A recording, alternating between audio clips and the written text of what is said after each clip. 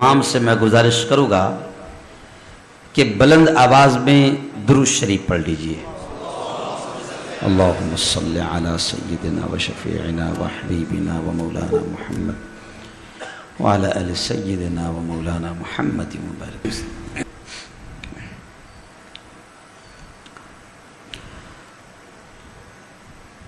الحمد للہ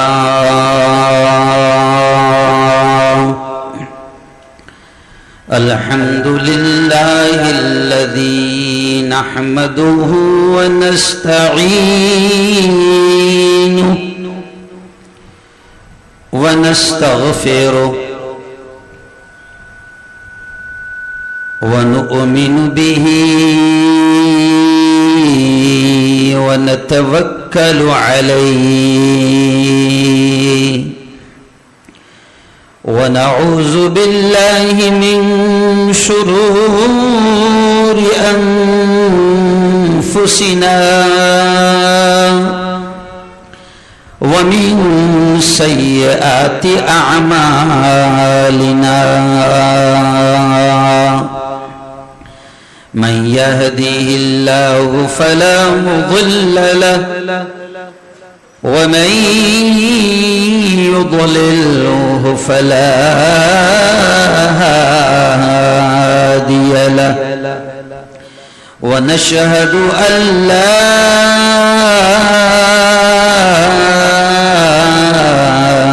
إله إلا الله وحده لا شريك له ونشهد أن سيدنا وسندنا وحبيبنا ومولانا محمد وبارك وسلم تسليما كثيرا كثيرا فقد قال الله أعوذ بالله من الشيطان الرجيم بسم الله الرحمن الرحيم كل من عليها فان ويبقى وجه ربك ذو الجلال والإكرام فبأي آلاء ربكما تكذبان وقال تعالى الله لا إله إلا هو الحي القيوم لا تأخذه سنة ولا نوم وقال تعالى فمن يعمل مثقال ذرة خيرا يره ومن يعمل مثقال ذرة شرا يره وقال تعالى ولتسألن يومئذ عن النعيم وقال تعالى اقرأ باسم ربك الذي خلق خلق الإنسان من علق اقرأ وربك الأكرم الذي علم بالقلم علم الإنسان ما لم يعلم وقال رسول الله صلى الله عليه وسلم من رأى منكم منكرا فليغيره بيده وإن لم يستطع فبلسانه وإن لم يستطع فبقلبه وذلك هو أضعف الإيمان أو كما قال عليه الصلاة والسلام. صدق الله العظيم وصدق رسوله النبي الكريم. بہت ہی قابل صد احترام بڑی تعداد میں تشریف فرما علماء کرام، خصوصاً مفتی حسن صاحب، مولانا اسماعیل صاحب، مولانا محبوب صاحب، اور میں غالباً 11ویں مہینے میں ہماری بھتیجی کا نکاح پڑھانے کی نیت سے آنے ہی والا تھا. مولانا شعیب صاحب کی بچی، لیکن اللہ نے اسی وقت پہنچا دیا. جاوید میاں کی بڑی کوششیں، انس میاں کی بڑی محنتیں رنگ لائی ہے. ہو سکتا ہے کہ بہت سارے لوگوں کے میں نام نہیں جانتا ہوں، لیکن آج بڑی خوشی محسوس ہو رہی ہے. میرے بہت ہی قابل صد احترام بڑی تعداد میں نوجوان دوستوں، بزرگوں، ساتھیوں، اور اگر میری آواز میری بہنوں تک پہنچ رہی ہوگی تو بہت ہی قابل صد احترام خواتین اسلام، آئیے. ظاہر بات ہے کہ یہاں تو پورا 1 گھنٹے کا سما بن گیا. ایک سے ایک شاعر بھی یہاں موجود ہے. ماشاءاللہ صوفیانہ کلام بھی مفتی حسن صاحب نے سنایا. قاری اسماعیل صاحب کی زبردست انداز میں تلاوت ہوئی، اور میرا خیال قاری رشید صاحب ہے نا، نعت کنہوں نے پڑھے؟ قاری سعید صاحب نے ایک ماحول بنا دیا، اور میں بھی گنگناتے ہوئے بیٹھ گیا. تو تقریباً 1 گھنٹہ تو چلا گیا ہے نا. اب اپن 20-20 کھیلیں گے. کیا کھیلیں گے؟ ہے نا، 20-20 کھیلیں گے. اور اللہ کا شکر ہے مجھے ٹیسٹ کھیلنا بھی آتا ہے اور ون ڈے بھی آتا ہے.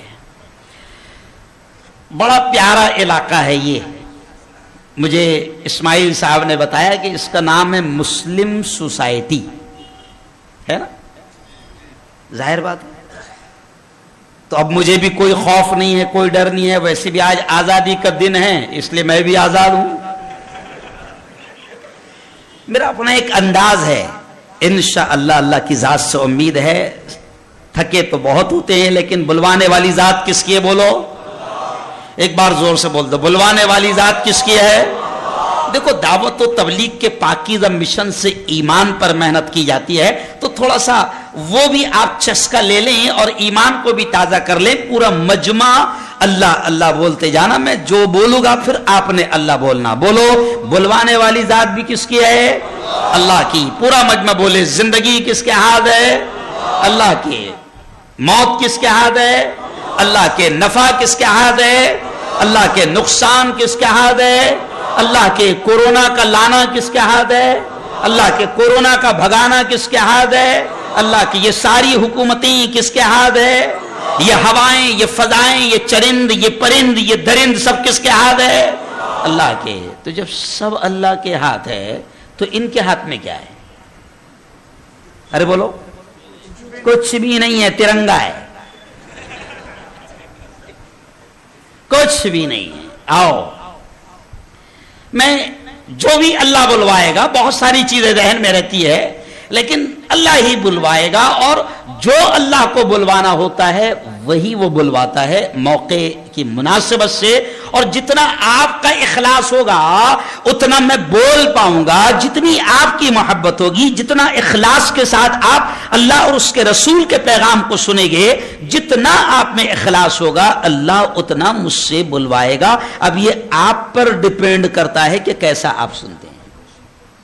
चलिए आइए, बड़े प्यारे अंदाज में आपने अल्लाह के कलाम को सुना, और आज का उन्वान गालिबन आपके पास में आया तो मैं यहीं से शुरू कर रहा हूं। आपने देखा होगा कि एक सच्चा देशभक्त मस्जिद रहमानिया में बयान कर रहा है और अपने सीने पर तिरंगा लगाकर बैठा है। छपरी लोग नहीं हम लोग, समझ रहे आप? छपरी समझते हैं, डुप्लीकेट लोग हम लोग। हम सच्चे आशिक हैं, ओरिजिनल आशिक है। दूर दूर तक हमारे खून के कतरों में भी नकली पन महसूस नहीं होगा। चलिए आइए, अब मैं बात यहां से शुरू कर रहा हूं, और बहुत सारे अहम मौज़ूआत मेरे जहन में हैं, और गोदरा के आपके इखलास को देखते हुए इंशाअल्लाह, आपकी मोहब्बतों को देखते हुए, क्योंकि गोदरा की मोहब्बत भी बड़ी अजीब है। इतनी मोहब्बत करते हैं कि दम निकलना बाकी रहता है। वो बेचारा शिहाब भी यहां से गुजरा, क्यों? तो मैंने अपने चैनल पर वो पूरी खबर लगाया, इस्माइल साहब, वो शिहाब भी गुजरा तो ऐसा लग रहा था कि यहीं पर उसका तवाफ हो जाएगा।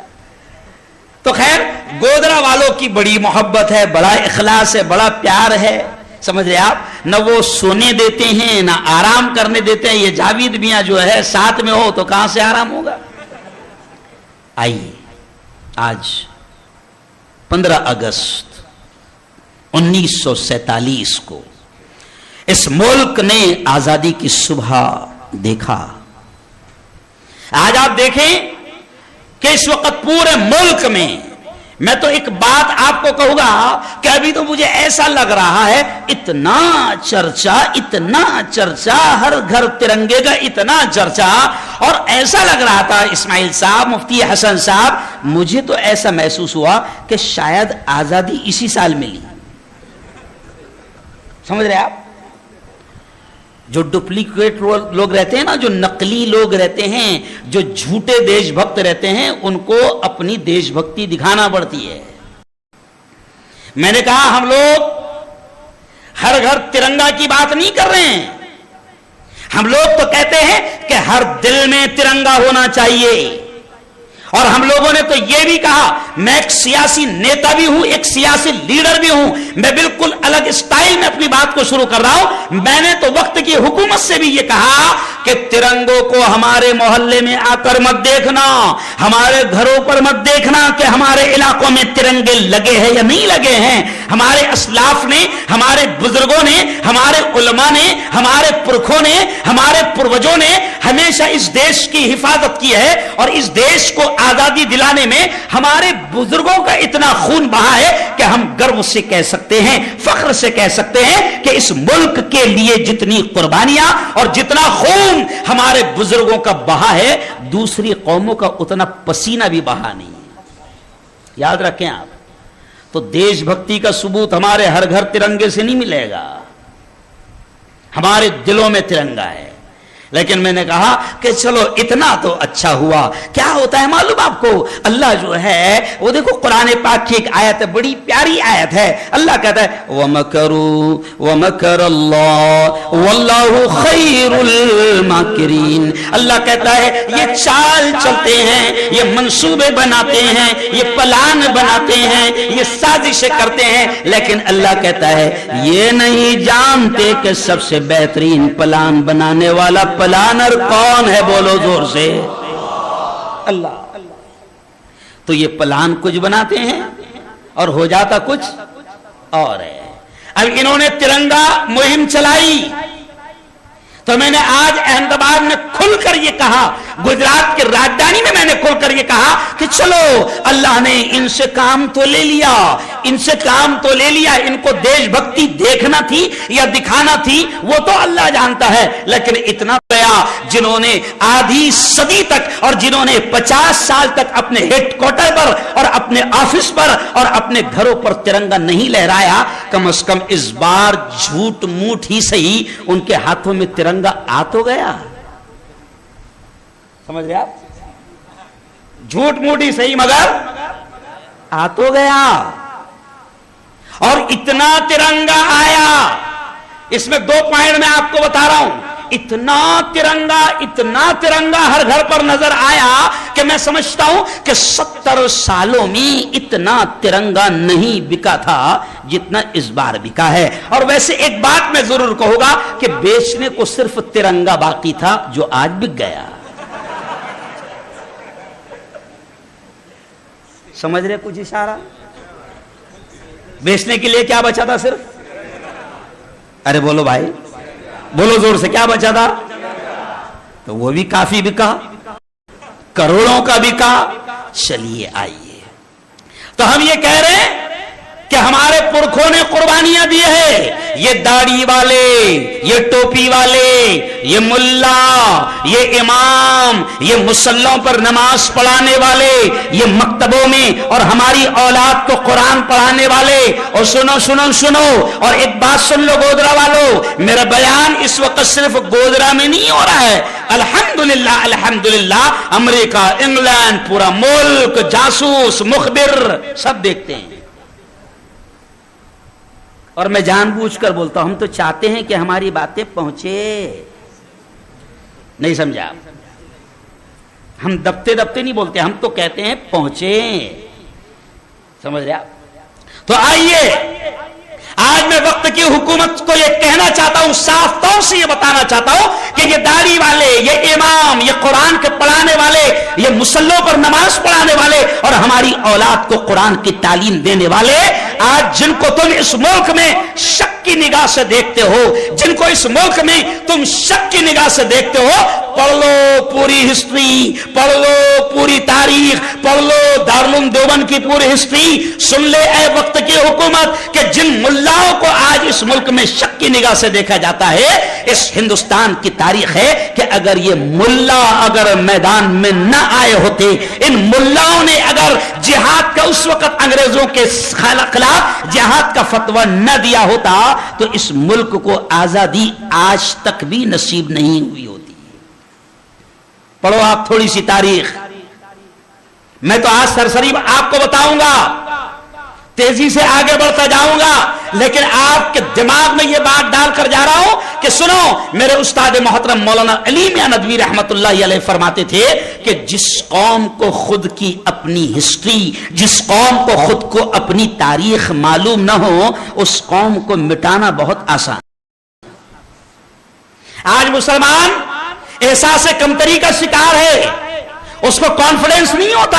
اگر وہ 3-4 ہندو بھائیوں کے ساتھ بیٹھا ہے تو وہ سر اٹھا کر فخر کے ساتھ، گرو کے ساتھ، ڈیرنگ کے ساتھ، کانفیڈنس کے ساتھ، بے باکی کے ساتھ بات نہیں کر پاتا ہے. اس کی وجہ یہ ہے کہ اس کو خود کو اپنی ہسٹری اور اپنی تاریخ نہیں معلوم. او جوانوں، او فیس بک اور واٹس ایپ اور پب جی پر گھنٹوں برباد کرنے والوں، میں آپ کو ایک پیغام دے کر جا رہا ہوں گودرا کے جوانوں کہ اپنے بزرگوں کی تاریخ پڑھو، اپنے علماء کی تاریخ پڑھو. اتنی قربانیاں دی ہے کہ صرف ایک ٹائم ون ڈے ہسٹری میں آتا ہے کہ صرف ایک وقت ایسا تھا کہ 51,000 علماء کرام کو پھانسی کے پھندوں پر لٹکایا گیا تھا. دلی کے لال قلعے سے ہسٹری کا جملہ سن لو، تاریخ کا جملہ سن لو کہ تاریخ یہ کہتی ہے کہ دلی کے لال قلعے سے لے کر کراچی اور لاہور کی سڑکوں تک کوئی درخت، کوئی پیڑ، کوئی جھاڑ ایسا باقی نہیں تھا کہ جہاں پر علماء کی لاشیں نہ لٹکی ہو.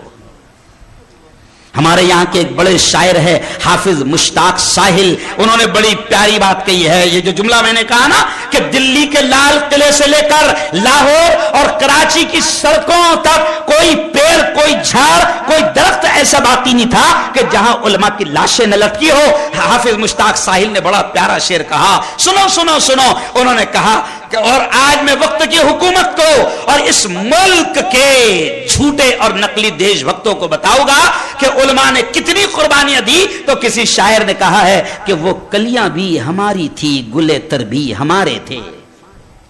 مفتی حسن صاحب, ہاں, کہ وہ کلیاں بھی ہماری تھیں, گلے تر بھی ہمارے تھے, چمن میں ہر طرف بکھرے ہوئے پر بھی ہمارے تھے. وہ کلیاں بھی ہماری تھیں, گلے تر بھی ہمارے تھے, چمن میں ہر طرف بکھرے ہوئے پر بھی ہمارے تھے. اور حدے دہلی سے لے کر سرحد لاہور تک ساحل, ہزاروں پیڑ پر لٹکے ہوئے سر بھی ہمارے تھے, کسی اور کے نہیں تھے. یاد رکھیں آپ, ہمارے سامنے جو تاریخ آتی ہے نا, میں یہ نہیں کہتا ہوں کہ صرف مسلمانوں نے جنگ آزادی لڑی, لیکن اتنا ضرور کہتا ہوں کہ اخیر میں سب نے مل کر لڑی. لیکن 250 سے 300 سال کی تاریخ یہ کہتی ہے کہ وہ تنے تنہا ہم ہی نے لڑی, ہمارے علاوہ گراؤنڈ پر کوئی تھا ہی نہیں. سمجھ رہے آپ؟ اب ایک پریس والے نے مجھ سے پوچھا کہ آپ یہ کیسے کہتے ہیں کہ مسلمانوں نے جنگ لڑی ہے اور شروعات انہوں نے ہی کی ہے. اور میرا جملہ اس نے مجھ سے آبجیکشن لیتے ہوئے کہا کہ آپ یہ کہتے ہیں کہ ہمارے بزرگوں کا اتنا خون بہا ہے کہ دوسری قوموں کا اتنا پسینہ بھی نہیں بہا ہے, آپ یہ کیسے کہتے ہیں کہ آپ ہی لوگوں نے جنگ شروع کی؟ تو میں نے کہا دیکھ بھائی, سادی مثال ہے. میں نے کہا بتا انگریزوں نے جب اس ملک پر قبضہ کیا اور انگریزوں نے جب اس ملک کو چھینا تو اس وقت ملک کس کے ہاتھ میں تھا؟ ارے بولو نا زور سے. آخری بادشاہ کون تھے؟ بہادر شاہ ظفر. سنے نام بہادر شاہ ظفر؟ مشہور غزل ہے ان کی, مشہور غزل ہے, لگتا نہیں ہے دل میرا اجڑے دیار میں, کس کی بنی ہے عالم نا پائیدار میں, عمر دراز مانگ کے لائے تھے 4 دن, عمر دراز مانگ کے لائے تھے 4 دن, 2 آرزو میں کٹ گئے 2 انتظار میں, لگتا نہیں ہے دل میرا اجڑے دیار میں. آخری بادشاہ بہادر شاہ ظفر. تو ملک ہمارا تھا, گھر, بہت سادے انداز میں سمجھا رہا ہوں, گھر ہمارا تھا, انگریز نے چھینا ہم سے, تو جب ہمارا گھر تھا, ہمارا گھر چھینا گیا تو کیس بھی تو ہم ہی لڑیں گے نا. نہیں سمجھا؟ بھائی جاوید کے گھر پر کسی نے قبضہ کر لیا تو مفتی حسن کیس لڑیں گے؟ ارے بولو نا. تو ملک ہمارا تھا, سادے انداز میں سمجھا رہا ہوں, ملک ہمارا تھا. 700-800 سال تک اس ملک پر ہم راج کر رہے تھے اور بالکل دبنگ انداز میں کر رہے تھے. انگریز مکار آیا, بزنس مین بن کر آیا, تاجر بن کر آیا, سامان بیچنے آیا اور پھر دھیرے دھیرے اس ملک پر قبضہ کرنے لگا. تو جب ہمارے بزرگوں کو لگ گیا کہ انگریزوں کی نیت صحیح نہیں ہے تو وہیں سے جنگ شروع ہو گئی. تم تو 1857 کے بعد بات کرتے ہو اور اخیر کی بات کرتے ہو, لیکن 1601 سے ہمارے بزرگ میدان میں اتر چکے تھے. یاد رکھیں آپ, میں آپ کو حوصلہ دلانے کی بات کر رہا ہوں کہ آپ اپنی تاریخ کو سمجھو, پڑھو, تاکہ آپ کے دلوں سے ڈر اور خوف نکل جائے اور آپ کے دل میں یہ یقین اور کانفیڈنس بن جائے کہ ملک ہمارا تھا. بولو, ملک ہمارا تھا, ہمارا ہے اور ہمارا رہے گا. نہ کسی کے بلاوے سے آئے ہیں نہ کسی کے بھگانے سے. ارے بولو. نہ کسی کے بلاوے سے آئے ہیں نہ کسی کے بھگانے سے جائیں گے. اور تو کون ہوتا بھگانے والا؟ کیوں؟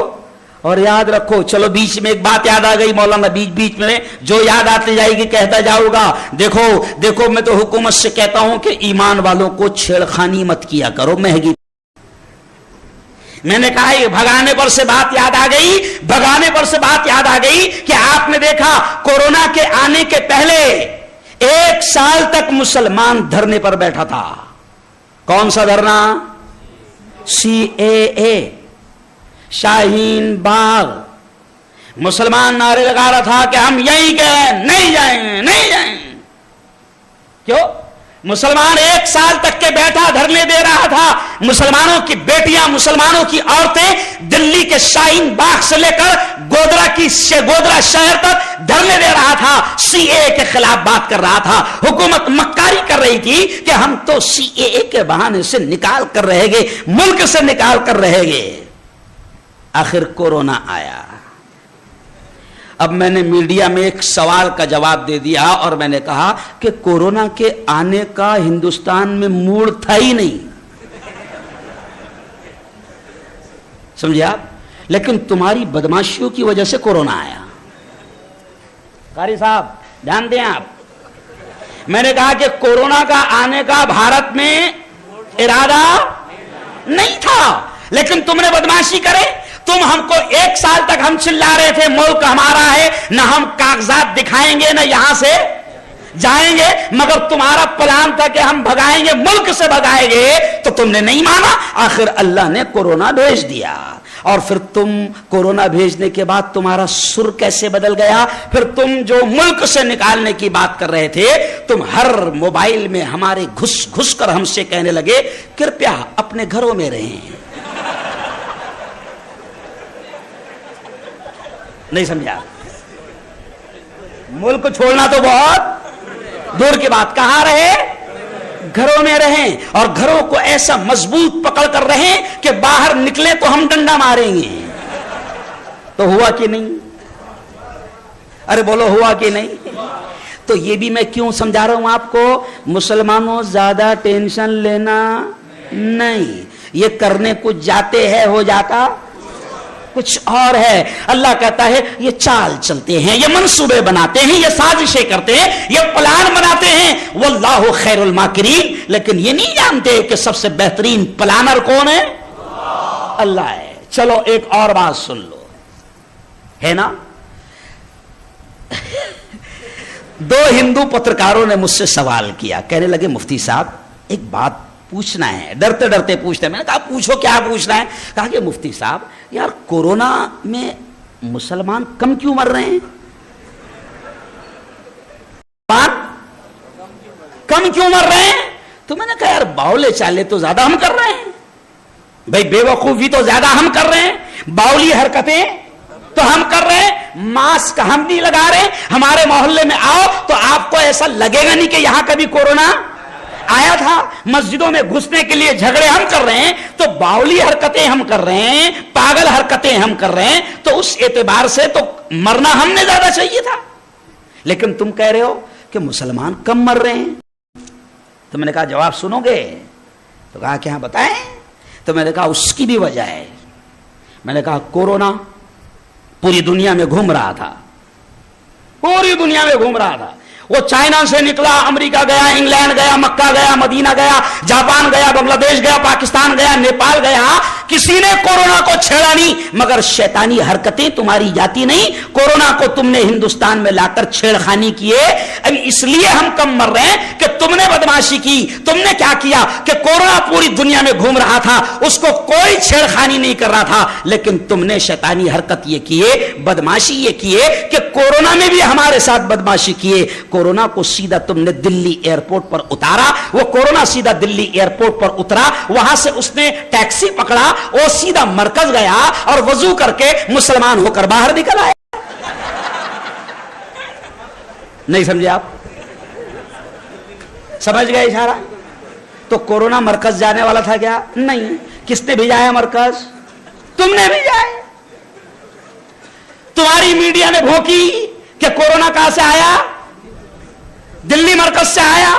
تو جب کورونا ایئرپورٹ پر اتر کر سیدھا مرکز گیا, وہاں حضرت سے ملاقات کیا, وضو کیا, نماز پڑھا اور مسلمان ہو کر باہر نکلا, تو تم خود بتاؤ جب کورونا مسلمان ہو گیا تو برادری والوں کو کیوں مارے گا؟ ارے بولو بھائی. چلو آؤ یارو. خیر, تو میں نے ابھی اسماعیل صاحب سے کہا, حسن صاحب سے کہا, وہاں روم میں کہا کہ میں اس وقت پورے ملک میں مسلمانوں کو حوصلہ دلانے کا کام کر رہا ہوں, کیونکہ یہ قوم مایوس ہو چکی ہے, یہ قوم بزدل ہو چکی ہے, یہ قوم اپنے اندرونی اعتبار سے ختم ہو چکی ہے, مر چکی ہے. میں پورے ملک میں مسلمانوں کو حوصلہ دلانے کا کام کر رہا ہوں, امید دلانے کا کام کر رہا ہوں, اور ان کے ایمان و یقین کو بنانے کی بات کر رہا ہوں. اس لیے پھر زور سے ایک بار کہہ دینا کہ زندگی بولو کس کے ہاتھ ہے؟ اللہ کے. بولو موت کس کے ہاتھ ہے؟ اللہ کے. نفع کس کے ہاتھ ہے؟ اللہ کے. نقصان کس کے ہاتھ ہے؟ اللہ کے. تو سب کچھ اللہ کے ہاتھ میں ہے. اس لیے میں مسلمانوں سے کہہ رہا ہوں کہ زیادہ آپ کو نا امید اور مایوس ہونے کی ضرورت نہیں, صرف اپنا رشتہ اپنے رب سے مضبوط کرو. اور اس ملک میں ہم کرایہ دار نہیں ہیں, حصے دار ہے. اس ملک کی آزادی کا تذکرہ میں کر رہا تھا, تو چلو آؤ پھر میں تھوڑا سا آزادی کا تذکرہ کرتے ہوئے آگے بڑھوں کہ میں وقت کی حکومت کو بھی بتانا چاہ رہا ہوں کہ آپ کھل کر آپ ہمارے بزرگان دین کا اور ہمارے علماء کا نام لیجئے. چلو اچھا ہوا آج ہمارے پردھان منتری نے لال قلعے سے بھاشن کیا تو انہیں اشفاق اللہ کا نام یاد آ گیا, لیکن صرف اشفاق اللہ تھوڑی ہے. مولانا ابوالکلام کہاں گئے؟ مولانا حسرت موہانی کہاں گئے؟ مولانا محمد علی جوہر کہاں گئے؟ شاہ عبد العزیز کہاں گئے؟ شاہ سید اسماعیل شہید کہاں گئے؟ سید حسین احمد مدنی کہاں گئے؟ یہ پوری لسٹ ہے. میرا جمعرات کو جو لائیو بیان ہوا ہے پورا 1 گھنٹہ اسی ٹاپک پر ہوا ہے, اس کو آپ نے ضرور سننا. 51 بڑے علماء کے نام میں نے بتایا, اور وہ بھی میں نے بتایا کہ ایک ہی وقت میں 51,000 علماء کرام کو شہید کیا گیا, لٹکایا گیا, پھانسی کے پھندوں پر لٹکایا گیا. اور سن لو ایک انگریز خود لکھتے ہوئے کہتا ہے اپنی کتاب میں, اس نے لکھا, وہ فوج کا جرنل تھا, وہ کہتا ہے کہ ایک رات علماء نے کیسی قربانیاں دی. سنو علماء نے کیسی قربانیاں دی کہ وہ انگریز جنرل کہتا ہے کہ ایک رات کے 1:30-2 بجے کے قریب مجھے میرے روم کے باہر خیمے لگتے تھے, خیمے فوجیوں کے, تو وہ کہتا ہے میرے خیمے کے باہر مجھے کچھ جلنے کی بو آئی, بڑی خطرناک بدبو مجھے آئی, تو میں روم کے باہر نکلا, خیمے کے باہر نکلا, تو میں نے دیکھا 40 بڑے علماء کرام 40 علماء کرام کو فوج, انگریزی فوج لے کر کھڑی ہے اور آگ جل رہی ہے, اور انگریزی فوج ان سے کہہ رہی ہے, ان علماء سے, ان دھرم گروؤں سے کہہ رہی ہے کہ تم صرف اتنا کہہ دو کہ 1857 کی بغاوت میں ہم نہیں تھے, ہم انگریزوں کے خلاف نہیں ہیں, ہم ملک کی آزادی نہیں چاہتے, تم صرف اتنا کہہ دو تمہیں چھوڑ دیا جائے گا. وہ انگریز فوجی جنرل کہتا ہے کہ ایک عالم ایسا نہیں تھا جس نے یہ کہا ہو کہ ہم نہیں تھے, بلکہ 40 کے 40 نے کھل کر یہ کہا کہ 1857 کی بغاوت میں ہم تھے, انگریزوں کے خلاف ہم تھے, اور خون کے آخر قطرے تک انگریزوں کے خلاف لڑتے رہے گے, اور اس ملک کو آزادی دلانے تک ہم چین سے نہیں بیٹھے گے. وہ انگریز فوجی کہتا ہے کہ 40 کے 40 علماء کرام کو جلتی آگ میں ڈالا گیا, اور 12 سے 13 منٹ کے اندر سب کا گوشت اور ہڈیاں الگ الگ ہو گئی ہے. ایسے قربانیاں دی ہے. اس لیے آج مولانا ارشد مدنی کا بیان ہوا دارالعلوم دیوبند میں, سنے آپ نے, کھول کر انہوں نے کہا, مولانا ارشد مدنی نے کھل کر کہا اور بالکل الگ انداز میں کہا کہ یہ کیا جانے آزادی, یہ کیا جانے آزادی. اور ارشد مدنی نے اسی اسٹائل میں کہا میرا باپ آزادی کی جنگ لڑا تھا, میرا باپ 9 سال تک جیل میں رہا, میرا چچا زاد بھائی مالٹا کی جیل میں رہا. ہم نے دیکھی ہے آزادی کی جنگ اور آزادی کی قربانیاں ہمارے بزرگوں کی, ہمارے باپ اور ہمارے خاندان کی. یہ کیا جانے آزادی. میدان جنگ میں جو کبھی لڑے نہیں, کیوں بھائی, اور آج ہمارے بزرگوں کی تاریخ مٹانے کی کوشش کر رہے ہیں. ان کو ہمارے نام بھی پسند نہیں. کیوں؟ یہ نالائق, یہ جو ملک میں اس وقت اپنے آپ کو وفادار بتا رہے ہیں, ان کی پوری ہسٹری ہے, سن لو, صرف جملہ کہہ کے آگے بڑھ رہا ہوں. ان کی تاریخ پڑھو. ان کی تاریخ ہے کہ ان کے باپ دادا جو آج ہماری دیش بھکتی پر انگلی اٹھا رہے, ان کے باپ دادا انگریزوں کے وفادار, وعدہ معاف گواہ اور انگریزوں کے دلال, انگریزوں کے مخبر اور انگریزوں کے خادم تھے. ہمارے باپ دادا نہیں تھے. ہمارے باپ دادا کے تو نام سے انگریز کانپتے تھے. اور سنو, ایک انگریز فوجی لکھتا ہے اپنی کتاب میں کہ 1857 کے بعد, جملہ سنو, وہ لکھتا ہے کہ 1857 کے بعد ہمیں انگلینڈ سے لیٹر آیا. انگلینڈ میں ابا رہتے تھے, ان کے ابا تھے نا انگلینڈ میں. تو وہ کہتا ہے انگلینڈ سے ہمیں لیٹر آیا. کیا لیٹر آیا سنو گودرا کے مسلمانوں, وہ کہتا ہے کہ انگلینڈ سے لیٹر آیا کہ 1857 کی بغاوت کے اصل مجرم اور اصل ذمہ دار علماء ہیں, علماء ہیں. انگلینڈ سے ابا نے ان کو خط لکھا کہ جہاں بھی علماء دکھے مقدمہ بھی مت چلانا, سیدھا پھانسی پر لٹکا دینا. اب مسئلہ یہ کہ ان کو کیسے پتا چلے گا کہ کون حافظ ہے, کون عالم ہے, کون علماء ہے, کون مدرسے والے ہیں. تو ان کو پہچان بتائی گئی کہ نوٹ انسان مت دیکھنا کہ کون عالم ہے, داڑھی اور ٹوپی والا دکھا سیدھا پھانسی پر چڑھا دینا, یا اس کے سینے یا اس کے سر میں گولیاں ڈال دینا. تو وہ انگریز فوجی کہتا ہے کہ ہم صرف داڑھی اور ٹوپی والا دیکھتے تھے اور ہم سمجھ جاتے تھے کہ یہ ہمارا دشمن ہے. تو اس پر ایک جملہ مجھے یاد آیا اسماعیل صاحب, کہ اس وقت بھی انگریزوں کو نفرت کس سے تھی؟ داڑھی اور ٹوپی والوں سے. اور آج بھی انگریزوں کی ناجائز اولاد کو نفرت کس سے ہے؟ نہیں سمجھے آپ؟ ارے بھائی, جن کو داڑھی اور ٹوپی سے نفرت ہے, میرا صاف طور سے کلیم ہے کہ ان کا ڈی این اے ٹیسٹ کیا جائے. داڑھی اور ٹوپی سے نفرت انگریزوں کو تھی, کیونکہ وہ جانتے تھے کہ اس ملک میں ہمارے خلاف اگر کوئی سب سے پہلے میدان میں اترا تو وہ یہ داڑھی ٹوپی والے ہیں. اور سن لو ایک بات, کہ ایک مولانا نے فتوا دیا تھا. کیا فتوا دیا تھا؟ انگریزوں سے لڑنا فرض ہے جیسے نماز فرض ہے. تو میں صرف شارٹ میں کہہ رہا ہوں, تو انہوں نے فتوا دیا کہ انگریزوں سے لڑنا فرض ہے. تو انگریزوں کے پیروں کے نیچے سے زمین کھسک گئی, کیونکہ انگریزوں کو پتہ چل گیا کہ ان کے مولانا نے فتوا دے دیا کہ ہم کو مارنا فرض ہے, ہم کو مارنا ثواب ہے, تو اب یہ نماز نہیں پڑھیں گے, ہم کو مارتے پھریں گے. سمجھ رہے آپ؟ تو ہم تاریخ کا یہ جملہ کہتے ہیں کہ وہ شاہ عبد العزیز محدث دہلوی کا ایک فتوا تھا, ہاں انگریزوں کو مارو. کیا فتوا تھا؟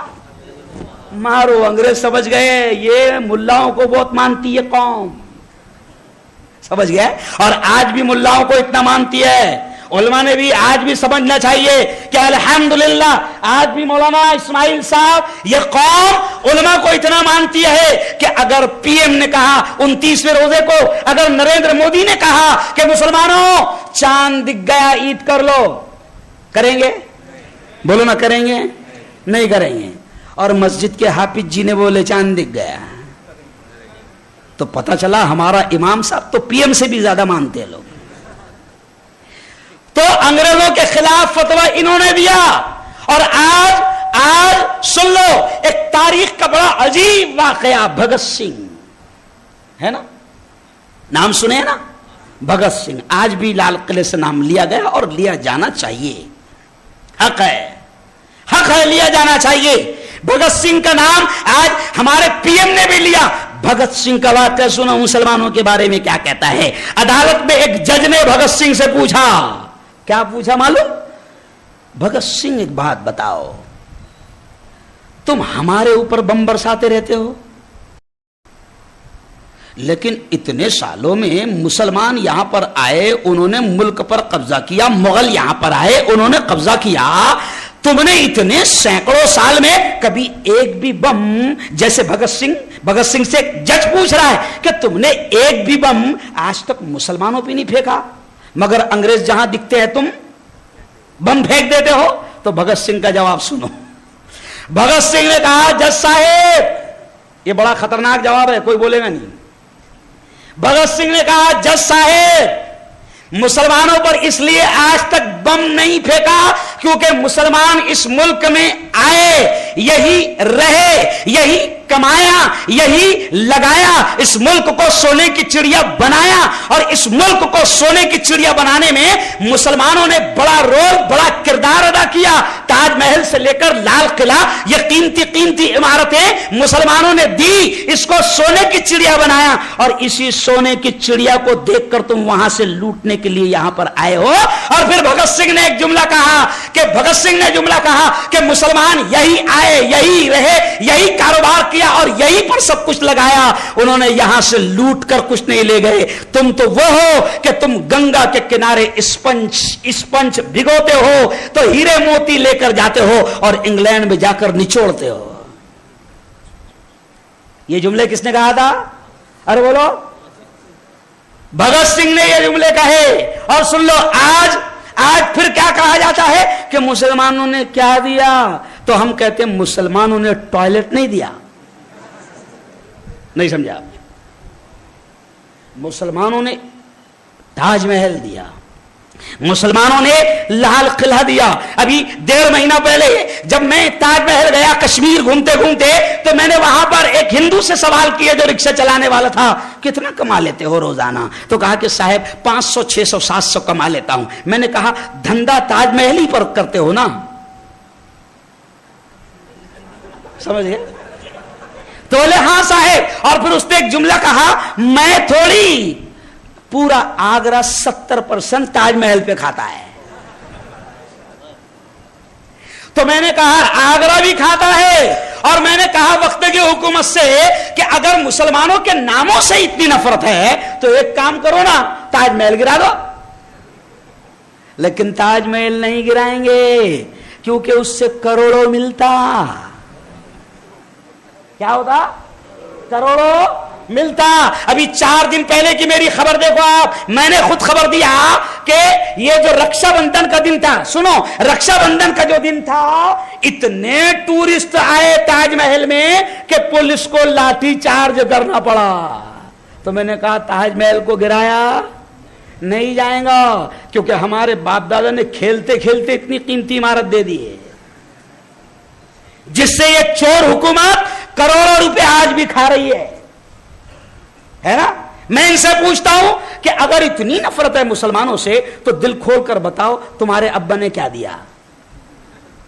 ایک عمارت تو بتاؤ جس میں آپ یہ بتا سکو کہ اس سے 1000 روپے روزانہ, ارے بولو, ملتا ہے. چلو آؤ, اب میں اہم باتیں کرتے ہوئے آگے بڑھوں گا کہ یاد رکھو مسلمانوں, ہمارے علماء کرام نے قربانیاں دی ہے. اب مجھے دونوں ہاتھ اٹھا کر بتاؤ, مولانا مفتی صاحب کسی مقرر کے مجال نہیں کہ وہ ساری چیزیں ایک بیان میں بیان کر دے. میں آپ کو صرف جھنجھوڑ کر جا رہا ہوں. مجھے دونوں ہاتھ اٹھا کر یقین دلاؤ کہ انشاءاللہ ہم اپنے علماء کی قربانیوں کو پڑھیں گے. دونوں ہاتھ اٹھا کر بتاؤ. ہاں, اب میں اس کے بعد میں بڑی اہم باتیں کروں گا. بس آزادی کو ٹچ کرتے ہوئے اتنا ہی بڑھ جاؤ گا کہ آج ہماری ہسٹری بدلنے کی کوشش کی جا رہی ہے. آج ہماری تاریخ بدلنے کی کوشش کی جا رہی ہے. آج تاریخ کو توڑ مروڑ کر بیان کیا جا رہا ہے. لیکن میں ایک جملہ کہتا ہوں کہ تیرے بدن سے نہ تیری آستین سے آئے گی. شعر سنو کہ تیرے بدن سے نہ تیری آستین سے آئے گی. ہم ہی شہید ہوئے ہیں, ہم ہی سے آئے گی. بدل رہے ہو جو تاریخ تو بدل ڈالو, ہمارے خون کی خوشبو زمین سے آئے گی. کہاں سے آئے گی؟ کہہ دو سبحان اللہ. ہاں چلو آؤ، اب میں آزادی کا صرف اتنا تذکرہ کر کے اب 2-3 اصلاحی موضوع کو بولتے ہوئے آگے بڑھ کر اپنی بات ختم کروں گا۔ آج مولانا دیکھو کتنی بڑی تعداد میں یہاں نوجوان جمع ہیں، کتنی بڑی تعداد میں۔ مفتی حسن صاحب نے شعر سنایا کہ علامہ اقبال نے کہا تھا کہ عقابی روح جب بیدار ہوتی ہے جوانوں میں، عقابی روح جب بیدار ہوتی ہے جوانوں میں، نظر آتی ہے ان کو اپنی منزل آسمانوں میں، اور نہیں تیرا نشیمن قصر سلطانی کے گنبد پر، تو شاہی ہے بسیرا کر پہاڑوں کی چٹانوں میں۔ او میری قوم کے جوانوں، او میری قوم کے جوانوں، او میرے لاڈلو، تم بہت قیمتی ہو، تمہاری جوانی بہت قیمتی ہے۔ خدا کے واسطے میں شارٹلی اور مختصر بات کرتے جاؤں گا 2-3 موضوع پر کہ خدا کے واسطے جوانوں اپنی جوانی کی قدر کرو اور اس جوانی کو ضائع مت کرو۔ آج کیا ہو رہا ہے کہ آج میری قوم کے جوانوں کی زندگی کو اگر ہم تلاش کریں تو صرف میں شارٹ آپ کو بتاؤں کہ اگر یہ کہوں تو شاید غلط نہ ہوگا کہ میری قوم کے جوان کا، ہر جوان کا، یہاں دھیان دینا، میری قوم کے ہر جوان کا اگر میں کہوں تو کم سے کم 5 گھنٹہ اس کا موبائل پر جا رہا ہے۔ وہ بھی احتیاط کے ساتھ کہہ رہا ہوں میں، 5 گھنٹہ اس کا موبائل پر جا رہا ہے۔ شیطانوں نے پوری طریقے سے گناہوں کا نیٹ ورک پھیلا دیا ہے اور گناہوں کو عام کر دیا ہے۔ یہ بزرگ حضرات بیٹھے ہیں، ان سے پوچھو، یہ جو بوڑھے ہیں ان سے پوچھو، ایک زمانہ تھا مولانا، ایک زمانہ تھا کہ پہلے گناہوں کو دیکھنے کے لیے بستی اور گاؤں سے باہر جانا پڑتا تھا، فلمیں دیکھنے کے لیے بستی اور گاؤں سے باہر جانا پڑتا تھا۔ آج مولانا یہ جوانوں کو شیطانی نیٹ ورک میں ایسا الجھا دیا گیا ہے کہ ساری چیزیں آج 2x2 انچ کے اسکرین کی شکل میں ان کی ہتھیلیوں میں موجود ہے، سارے گناہ ان کی ہتھیلیوں میں موجود ہے۔ بلکہ مجھے ایک جملہ یاد آ رہا ہے کہ آج سے 15 سال پہلے ایک کمپنی نے جب موبائل وہ لانچ کر رہی تھی تو ایک کمپنی نے نعرہ لگایا تھا، کر لو دنیا مٹھی میں۔ یاد ہے؟ میں آپ سے سوال کرتا ہوں ذرا کہ بتاؤ، کر لو دنیا مٹھی میں کس کمپنی نے یہ نعرہ لگایا تھا؟ A Airtel, B Vodafone, C B S N L, D Reliance. بولو کس نے لگایا؟ ریلائنس نے۔ لاک کر دیا جائے؟ بھائیو بہنوں، یہ ریلائنس نے نعرہ لگایا تھا کر لو دنیا مٹھی میں۔ تو سنو جوانوں، یہ جو نعرہ تھا نا کر لو دنیا مٹھی میں، یہ کر لو دنیا مٹھی میں نہیں تھا، یہ نعرہ تھا کر لو گناہ مٹھی میں۔ آج سارے گناہ میری قوم کے جوانوں کی مٹھی میں موجود ہے، 2x2 انچ کے اسکرین پر موجود ہے، اور میری قوم کا جوان ہر گناہ کو اپنی نگاہوں سے دیکھ رہا ہے۔ بس اس نے موبائل ہاتھ میں لیا، انٹرنیٹ آن کیا، ڈاٹا آن کیا اور لکھا www.america.com۔ دنیا کی ساری گندگیاں اس کے نگاہوں کے سامنے آ جائے گی۔ آج انٹرنیٹ کے ذریعے سے آپ نے دیکھا کہ کورونا کے موقع پر 2 سال تک کے اسکولیں بند رہی، مدرسے بند رہے، مسجدیں بند رہی۔ 2 سال تک کورونا میں کیا ہوا؟ Online education. Online education.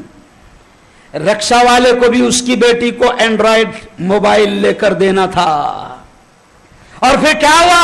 اس وقت جب آن لائن ایجوکیشن پھیلنے لگی، عام ہونے لگی، اس وقت میں نے مولانا پورے ملک کے مسلمانوں سے نہیں، دنیا کے مسلمانوں سے کہا کہ ہم آن لائن ایجوکیشن کے مخالف نہیں ہیں، ہم آن لائن تعلیم کے ورودھی نہیں ہیں، ہم کہتے ہیں پڑھاؤ، تعلیم کو عام کرو، لیکن ہم یہ کہہ رہے ہیں کہ اس آن لائن ایجوکیشن میں انٹرنیٹ آن ہے، اور انٹرنیٹ کے ذریعے سے تمہاری 9 سال کی بیٹی، تمہاری 12 سال کی بیٹی، تمہاری جوان 15 سال کی بیٹی، تمہاری تمہارا جوان بیٹا آن لائن وہ کلاس کر رہا ہے اور انٹرنیٹ شروع ہے، اور انٹرنیٹ کی اس گندی دنیا میں ہر 5 منٹ پر کچھ نہ کچھ گندگیاں اسکرین پر نگاہوں کے سامنے آتی ہے، تو میں نے ماں باپ سے بھی کہا کہ اگر تمہاری بیٹی 2 گھنٹہ 3 گھنٹہ on line mobile per education لے رہی ہے تو گھر کا کوئی بڑا اس کے ساتھ موجود رہے، تاکہ ہماری بیٹیوں اور ہمارے بیٹوں کو کوئی شیطان گندگی میں.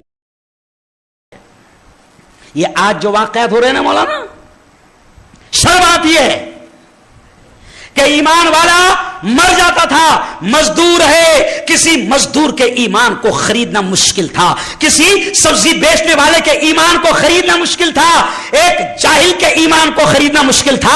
لیکن آج آن لائن ایجوکیشن اور موبائل کی گندگیوں نے میری قوم کی بیٹیوں کو، میری قوم کے جوانوں کو ایسا الجھایا کہ آج میری قوم کی پڑھی لکھی بیٹیاں، افسوس کے ساتھ یہ جملہ کہہ رہا ہوں کہ میری قوم کی پڑھی لکھی بیٹیاں عدالت میں جا کر وہ یہ کہہ رہی ہے کہ میں اپنی مرضی سے اسلام چھوڑ رہی ہوں. میں اشارہ کس بات کی طرف کر رہا ہوں سمجھ سکتے ہیں آپ. او جوانوں، خدا کے واسطے اپنے آپ کو زنا سے بچاؤ، بدکاری سے بچاؤ.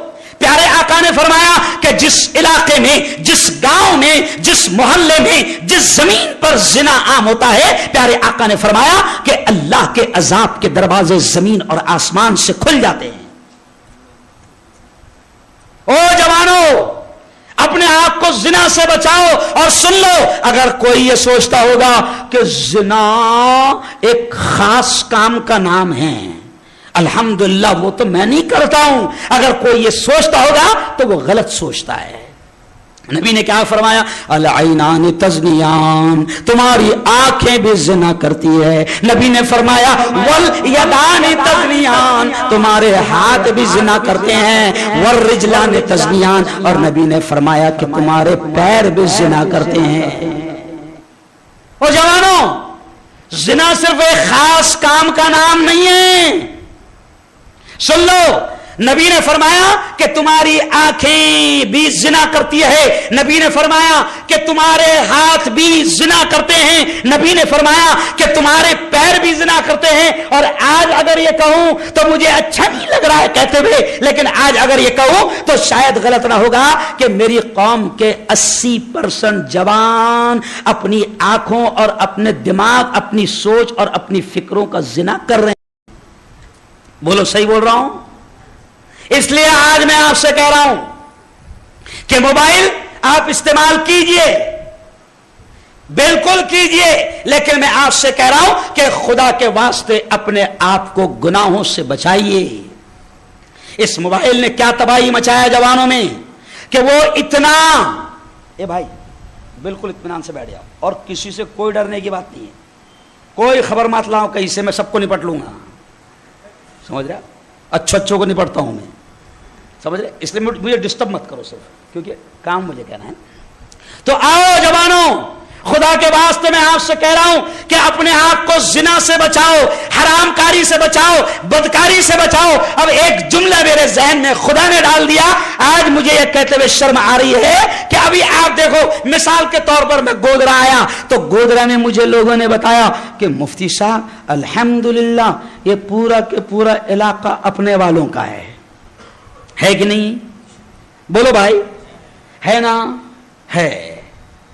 اب میں کیا سمجھا رہا ہوں وہ دیکھو، پورا کے پورا علاقہ ہمارا اپنا.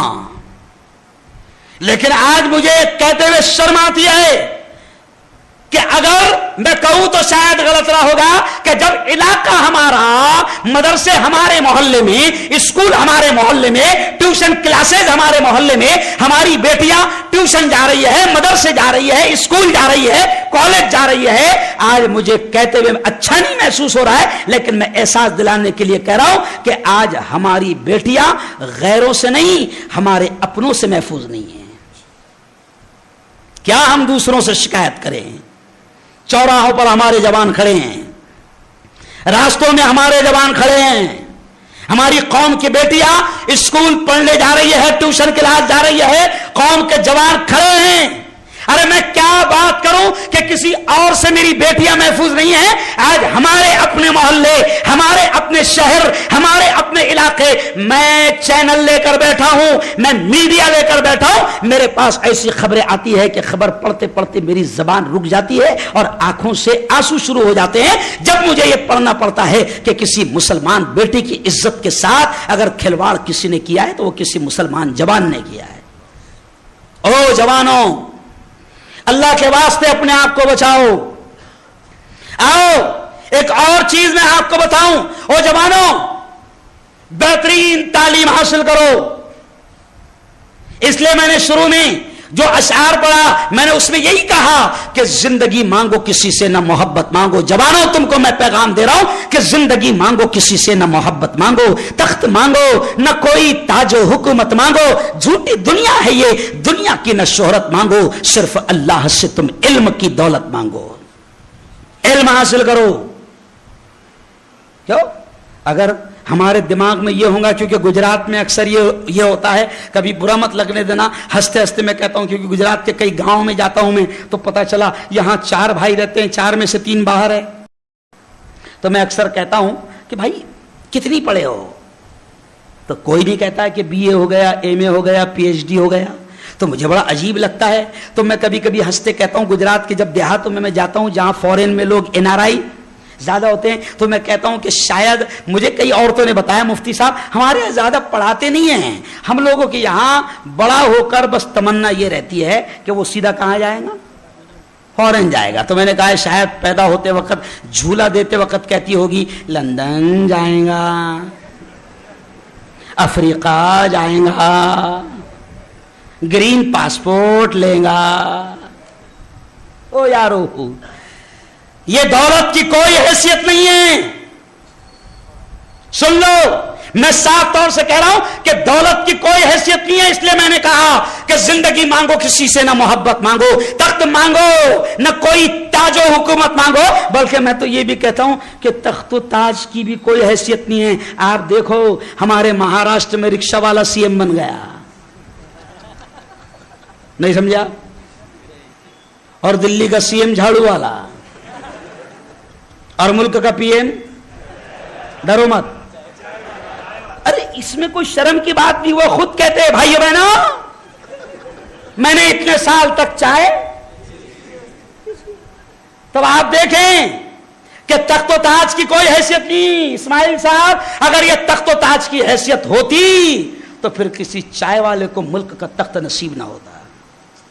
کوئی حیثیت نہیں ہے. او میری مسلم قوم کے جوانوں, میں تم سے کہہ رہا ہوں کہ اللہ کا سب سے پہلا آرڈر قرآن میں اگر کوئی آیا ہے تو روزے کا نہیں آیا, زکات کا نہیں آیا, حج کا نہیں آیا, صدقے خیرات کا نہیں آیا. قرآن میں یہ علماء سے پوچھنا 6666 آیتیں ہیں. قرآن میں روزہ, نماز, حج, زکات, صدقہ خیرات, عمرے کا آرڈر پہلے نہیں آیا. قرآن کا سب سے پہلا آرڈر, آدیش, جو حکم اللہ کا آیا وہ ہے اقرا. یہ آیا تھا نا, کیا مطلب ہے اس کا؟ اقرا, پڑھ. پہلا آرڈر کیا آیا؟ حالانکہ نماز کتنی بڑی عبادت ہے لیکن نماز کا آرڈر پہلے نہیں. حج کتنی پیاری عبادت ہے لیکن حج کا آرڈر پہلے نہیں. زکات کا آرڈر پہلے نہیں. پہلی آیت جو اتری گودرا والو وہ ہے اقرا بسم ربک الذی خلق, پڑھ اس رب کے نام سے جس نے تجھ کو پیدا کیا. تو کیوں آخر اللہ نے پڑھنے کا حکم کیوں دیا؟ تو شارٹلی میں آپ کو بتاؤں, علماء کہتے ہیں کہ اللہ نے پڑھنے کا حکم پہلے اس لیے دیا کہ وہ خدا جانتا ہے, وہ رب جانتا ہے کہ جب تک یہ پڑھے گا نہیں تو مجھے بھی نہیں پہچانے گا. پڑھے گا تو جانے گا خالق کون, پڑھے گا تو جانے گا مالک کون, پڑھے گا تو جانے گا رزق دینے والا کون, پڑھے گا تو جانے گا زندگی دینے والا کون, پڑھے گا تو جانے گا موت کس کے ہاتھ, پڑھے گا تو جانے گا ہوائیں کون چلاتا ہے, پڑھے گا تو جانے گا بادلوں کو کون لاتا ہے, پڑھے گا تو جانے گا بارش کو کون برساتا ہے, پڑھے گا تو جانے گا بارش کو کون روک دیتا ہے, پڑھے گا تو جانے گا یہ سمندر کی موجیں کس کے اشارے پر اٹھتی ہے اور ساحل پر دم توڑ دیتی ہے, پڑھے گا تو جانے گا کہ پاور اور قدرت کس کے ہاتھ میں. اس لیے اللہ نے سب سے پہلے حکم کیا دیا؟ اقرا, پڑھو. او گودرا والو, دولت کے پیچھے مت بھاگو, آج دولت کی ہوس لفظ استعمال میں کہہ رہا ہوں کہ دولت کی ہوس ہمارے دلوں میں اتنی بیٹھ گئی ہے، دل دماغ پر اتنی چھا گئی ہے کہ مسلمان قوم، مجھے کہتے ہوئے شرم لگتی ہے کہ مسلمانوں نے حلال و حرام کی تمیز کو بھی ختم کر دیا، اور اچھے پڑھے لکھے دیندار مسلمان بھی بیاج اور سود پر کاروبار کر رہے ہیں، جبکہ ان کو احساس نہیں کہ بیاج اور سود کتنی خطرناک چیز، کہ نبی نے کہا ہے سود کتنی خطرناک چیز ہے، بیاج کتنی خطرناک چیز ہے، کہ نبی نے کہا ہے کہ سود کا ادنا درجہ، چھوٹا لیول، یعنی سود کا سب سے چھوٹا گناہ اپنی سگی ماں کے ساتھ 70 مرتبہ زنا کرنے کے برابر ہے، اور امت سود پر کاروبار، نماز بھی پڑھ رہا ہے اسماعیل صاحب، کچھ لوگ تو ماشاءاللہ نماز بھی پڑھ رہے ہیں اور دھندا سودی کاروبار چل رہا ہے، لعنت ہے، اور سود کے کاروبار کرنے والوں پر اللہ کی لعنت ہے، اور قرآن کے بڑے سخت جملے ہیں، اللہ نے بڑے سخت جملے کہا ہے کہ جو سودی لین دین کرے گا، جو بیاج کا کاروبار کرے گا، میں اس سے، دیکھو اللہ کہتا ہے میں اس سے جنگ کا اعلان کرتا ہوں۔ بتاؤ اللہ سے جنگ میں کوئی جیت پایا؟ فرعون جیتا نہیں، نمرود جیتا نہیں، شداد جیتا نہیں، قارون جیتا، ارے بولو نا بھائی، نہیں، حامان جیتا نہیں، تو یہ کون سی کھیت کی مولی ہے؟ حلال لقمے اپنے حلق میں اتارنے کی کوشش کرو۔ پیارے آقا نے یہ بھی فرمایا ہے کہ ایک حرام لقمہ، سن لو گودرا والو، پیارے آقا نے یہ بھی فرمایا ہے کہ ایک حرام لقمہ اتنا برا ہوتا ہے کہ پیارے آقا نے فرمایا حرام کا ایک لقمہ اگر حلق میں اترے گا، کعبۃ اللہ کا دروازہ اور غلاف پکڑ کر بھی دعائیں مانگے گا تو اللہ دعاؤں کو قبول نہیں کرے گا۔ آج ہم دعائیں مانگ رہے ہیں، جب ظلم ہو رہا ہے، جب اتیاچار ہو رہا ہے، جب چاروں طرف سے ہمیں مارا دبایا کچلا جا رہا ہے، ہم اللہ سے دعائیں مانگ رہے ہیں، لیکن کیوں دعائیں قبول نہیں ہوتی؟ کیونکہ آج ہم احساس بھی نہیں کر رہے کہ ہمارے حلق میں لقمہ کون سا جا رہا ہے۔ یہ سوچنا پڑے گا۔ اس لیے آج میں جوانوں سے کہوں گا کہ عیش پرستی ختم کرو، عیش والی زندگی ختم کرو۔ وہ علامہ اقبال کا مفتی حسن صاحب نے شعر سنایا کہ علامہ اقبال جوانوں سے کہتے ہیں تیرے صوفے ہیں افرنگی، تیرے قالی ہیں ایرانی، لہو مجھ کو رلاتی ہے جوانوں کی تن آسانی، یعنی وہ کہتے ہیں کہ یہ عیش پسندی ہے، اور آج ہمارا جوان بھی بالکل عیش پسند ہو گیا، اور ہمارا جوان ایسا بھی مولانا عیش پسند ہو گیا کہ محنت سے اتنا اپنے آپ کو وہ بچا رہا ہے اور اتنا کٹ رہا ہے، اور اس کو خود کو اپنے خوبصورت دکھنے کی تمنا اس کے دل میں ایسے آ گئی ہے کہ پہلے بیٹیاں پرس میں میک اپ کا سامان رکھتی تھی، اب الحمدللہ جوان بھی رکھ رہے ہیں۔ دیکھو آپ، جوان میک اپ کر رہے ہیں، جوان سج رہے ہیں، بلکہ میں کبھی کبھی ہنستے ہوئے کہتا ہوں کہ اللہ نے تجھے مرد بنایا تو مرد دکھ۔ جملہ غور سے سنو، اللہ نے ہم کو کیا بنایا؟ بولو زور سے، اللہ نے کیا بنایا؟ مرد، تو مرد دکھنا چاہیے نا، لیکن کچھ تو دکھتے ہی نہیں کہ مرد ہے۔ میں ممبئی گیا، لوکل میں بیٹھا تھا، لوکل میں کھڑے رہا، میں جگہ نہیں ملی، سامنے ایک شخص تھا، ایسے ایک دم زلفیں تھی، کانوں میں بالی تھی، میں نے دھیرے سے کہا ایکسکیوز می انٹی، میں راستہ مانگنے کے لیے، تو جیسے میں نے انٹی کہا تو اس نے غصے سے دیکھا، انٹا ہے، نہیں سمجھا۔ جوان مولانا، جوان کانوں میں بالیاں پہن رہے ہیں، جوان ہاتھوں میں چوڑیاں پہن رہے ہیں۔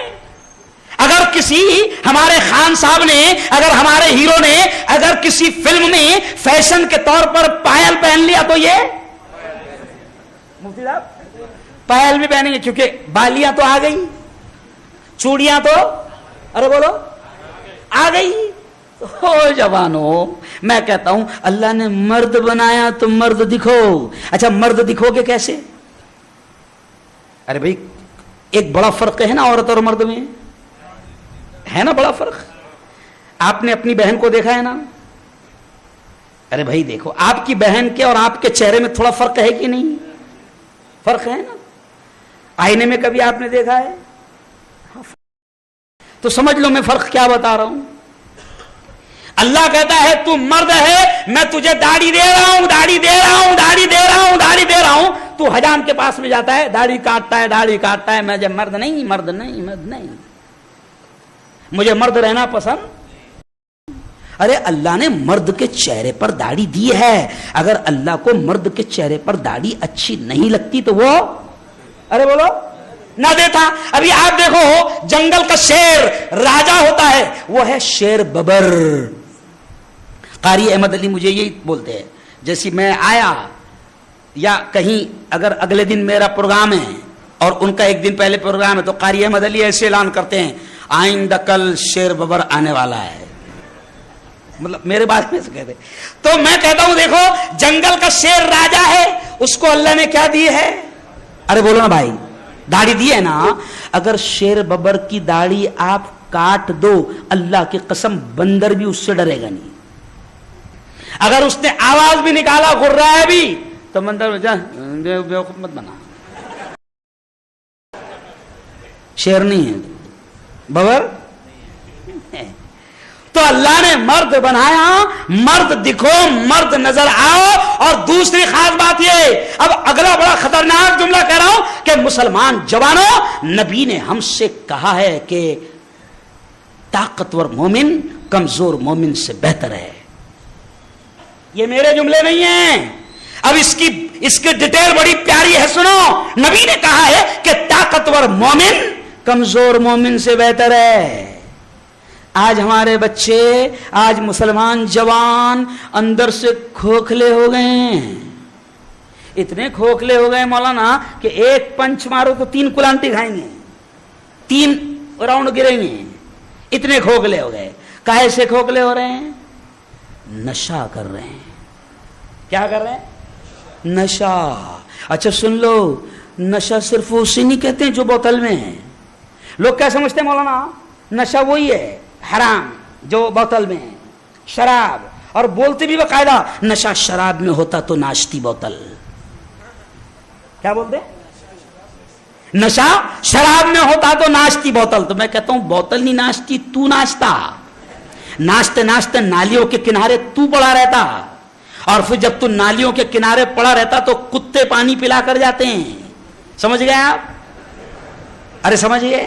تو اللہ نے تجھے ایمان والا بنایا, اشرف المخلوقات بنایا, اور تو نشے کے ذریعے سے اپنی زندگی کو تباہ کر رہا ہے. اور اب آگے سن لو, نشہ صرف وہ نہیں ہے. گودرا کے جوانوں, میں دیکھ رہا ہوں اس علاقے میں, گودرا کے جوانوں, او میرے گودرا کے بھائیوں, نشہ صرف وہ نہیں ہے جو بوتل میں ہے, بلکہ نشہ وہ بھی ہے جو پڑی میں ہے, نشہ وہ بھی ہے جو سگریٹ میں ہے, نشہ وہ بھی ہے جو بیڑی میں ہے, نشہ وہ بھی ہے جو مانک چند میں ہے, نشہ وہ بھی ہے جو گوا میں ہے, نشہ وہ بھی ہے جو تو پان ٹپری پر جا کر کہتا ہے 300 120 ڈال. نہیں سمجھے؟ پان ٹپری پر جا کر کیا کہتا؟ ارے بولو 300 120 کل ملا کے 420. تو اس کو شرم آتی کہنے وہ کہ 420 آیا, اس لیے 420 ڈائریکٹ نہیں بولتا. کیا بولتا ہوں؟ 300 120. کھوکھلے ہو رہے ہیں. میں نے ابھی 2-3 جوانوں کو سلام کیا مولانا احمد آباد میں, سلام کیا زور سے. میں نے السلام علیکم, میرا اسٹائل ہے میں زور سے سلام کرتا ہوں. تو وہ جوانوں نے جواب کیسے دیے؟ وعلیکم السلام. وعلیکم السلام. کیا ہوگا؟ تو بولے منہ نہیں کھل رہا ہوں. مطلب پہلے تو بہت کھلتا تھا. منہ نہیں کھل رہے نا کئی جوانوں کے. سمجھ گئے اشارہ؟ کئی جوانوں کے منہ نہیں کھل رہے ہیں کیونکہ انہوں نے پڑی کھا کر, اور کچھ تو ایسے ہیں جاوید میاں 200-300 روپے کی پڑی کھاتے ڈیلی. ارے یارو, اگر 200-300 روپے کی پڑی کھاؤ گے تو یاد رکھو, ایک تو تم اپنے آپ کو خودکشی میں مبتلا کر رہے ہو, آتما ہتیا کر رہے ہو. اب اگر دیکھو ڈیٹیل سن لو, اگر کوئی سمجھتا ہے کہ آتما ہتیا وہی ہے جو پنکھے پر لٹک کر ہوتی ہے, کوئی سمجھتا ہے کہ آتما ہتیا وہی ہے جو ٹرین کے سامنے کود کر ہوتی ہے, اگر کوئی سمجھتا ہے کہ آتما ہتیا وہی ہے جو کنویں میں کود کر ہوتی ہے یا بلڈنگ پر سے کود کر ہوتی ہے, آتما ہتیا صرف وہ نہیں ہے. آتما ہتیا وہ جو پنکھے پر لٹک کر ہوتی ہے وہ 3 منٹ میں ہو جاتی ہے. آتما ہتیا جو ٹرین کے سامنے ہوتی ہے وہ 1.5 منٹ میں ہو جاتی ہے. آتما ہتیا جو زہر کھا کے ہوتی ہے وہ 10-12 منٹ میں ہو جاتی ہے نا. لیکن یہ جو تو پوڑی کھا کر رہا ہے یہ 10-15 سال میں آتما ہتیا ہوتی ہے. لیکن آتما ہتیا یہ بھی ہے کیونکہ کمپنی نے کلیئر لکھ دیا, اصول ہے حکومت کا, گورنمنٹ کا, کہ جو مکار ہے, حکومت مکار ہے, بدماش ہے, ان کو دھندا بھی کرنا ہے. اب وہ کیا کرتے ہیں, کوئی آبجیکشن نہ لیں تو وہ کمپنی والے کو کیا کہتے ہیں, بھیا تو لکھ دے انجوریز ٹو ہیلتھ, نقصان ہے تیری صحت کو, کینسر ہو جائے گا, تو لکھ دے. اور پھر بھی اگر وہ کھا رہا ہے تو وہ ذمہ دار ہے. تو حکومت اتنی کمینی ہے کہ جب تم کو معلوم ہے اس سے کینسر ہو رہا ہے تو پرمیشن دے کیوں رہے ہیں. لیکن حکومت کو سب سے زیادہ پیسہ کہاں سے ملتا ہے, اسی سے ملتا ہے. اس لیے آپ دیکھو گودرا والوں, ایک بات یاد آ گئی, حکومت کو پیسہ نشے کے کاروبار سے سب سے زیادہ ملتا ہے. اس لیے جب کورونا پہلا کورونا ختم ہوا تو مسجد پہلے نہیں کھلی, مندر پہلے نہیں کھلے, اسکول پہلے نہیں کھلے, حکومت نے سب سے پہلے بیوڑوں کا انتظام کیا. بیوڑوں کا, بیوڑے سمجھتے ہیں, شرابیوں کا. اب شرابی ایک دم خوش ہو گئے, ماشاء اللہ حکومت سب سے زیادہ خیال ہمارا. لیکن ان کو معلوم نہیں کہ حکومت کو معلوم ہے بیوڑے تو پیسے دے گا, پیسے ہم کو کون دے گا, تو دے گا. تو اس لیے یارو اس میں لکھا ہوتا ہے کہ اس سے کینسر ہوگا, مرو گے. تو میں صاف طور سے ایک مفتی ہوں, فتویٰ منگا لینا کہیں اور سے کہ جس کو یہ معلوم ہے کہ اس میں زہر ہے, کینسر کی یہ مرض ہے اور یہ بیماری ہے, اس کے باوجود بھی وہ کھا رہا ہے تو وہ باقاعدہ آتما ہتیا کر رہا ہے. اور آتما ہتیا حرام ہے, بخشش ارے بولو نہیں ہے. آؤ اب آخری بات کہ میرے جوانوں, اپنی زندگی کو, اپنی جوانی کو سیو کرو, مضبوط بنو, اپنے آپ کو اندر سے مضبوط بناؤ, جیم کرو. ڈبے والی باڈی نہیں ہونا. ڈبے والی باڈی سمجھتے ہیں, ہاں بائلر باڈی, وہ نہیں ہونا. بہترین اپنے آپ کو اندر سے مضبوط بناؤ, کیونکہ نبی نے یہ کہا ہے کہ طاقتور مومن کمزور مومن سے بہتر ہے. اور آؤ اپنے آپ کو اندر سے مضبوط بناؤ اور اس ارادے سے مضبوط بناؤ کہ اے اللہ میں تیرے دین کی خدمت زیادہ سے زیادہ کروں گا. کہو انشاءاللہ. میں نماز مضبوط رہوں گا تو نماز زیادہ سے زیادہ پڑھوں گا. اب آؤ مسلمانوں, آؤ, میں پورے ملک کے حالات دیکھ رہا ہوں. اکثر ہمارے مار کھانے کی وجہ کیا ہے, اکثر ہمارے لٹ جانے کی وجہ کیا ہے, کیونکہ ہماری قوم میں مخبروں کی تعداد بہت زیادہ ہو گئی ہے, خبریوں کی تعداد بہت زیادہ ہو گئی ہے, باطنی داروں کی تعداد بہت زیادہ ہو گئی ہے. میں ایک نیتا بھی ہوں, مجھ سے پولیس والے کہتے ہیں کہ مفتی صاحب یہ فلاں جگہ پر جھگڑا ہوا, تمہارے 40 لڑکوں کے نام آئے ہیں اور سب کے نام پورے ان کی پہچان کے ساتھ آئے ہیں. تو پولیس والا خود ہنستے ہوئے کہتا ہے ہم کو تھوڑی معلوم تھا, تمہارے لوگوں نے لا کے دی. نہیں سمجھا. اچھا یہ قوم کے جوانوں کا حال یہ ہے, یہ قوم کے مخبروں کا حال یہ ہے, یہ پولیس والوں پر اتنا بھروسہ کر لیتے ہیں. اگر ایس پی صاحب نے, پولیس والوں نے ایسا گلے میں ہاتھ ڈال دیے اور اگر پروگرام میں نام لے لیے تو ماشاء اللہ کسی کے نہیں ہوتے. یہ سمجھ گئے اشارہ, کسی کے نہیں ہوتے. مخبری کرو مخبری. مگر مخبری کس بات کی کرو کہ اگر کوئی شراب کا اڈا چلتا ہوگا، سنو ادھر اب بڑی خاص بات کہہ رہا ہوں، اگر کوئی شراب کا اڈا چلتا ہوگا، میرا 9 دن پہلے کا بیان اٹھا کر دیکھو، 7 محرم کو میں نے بیان کیا میرے شہر میں ایک جگہ پر بیان کیا، مسلمانوں کا ایریا تھا، وہاں نشہ کا کاروبار چل رہا تھا، تو میں نے کہا کہ اگر کوئی نشے کا کاروبار کرتا ہے مجھے بتاؤ، میں مخبری بن کروں گا اور ایس پی کو بتاؤں گا۔